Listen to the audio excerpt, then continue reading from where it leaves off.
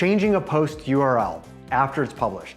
You may be tempted to open an old post and change the URL when you're updating it, but this is a place to show caution. When you change the post log, you break all the existing links that may be pointing to that page.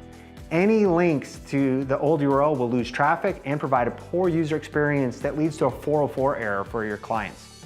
And Google will consider the new post URL a new page or post unless you do this correctly. The fix: before you initially publish a page or post, make certain that the post slug is the way you want it to be now and in the future. If you know that you'll update this post in the future, consider that in the post slug. So for example, if you're writing a post on 2019 summer events in downtown Atlanta, instead of including the 2019 in the URL, make the post log summer events in downtown Atlanta.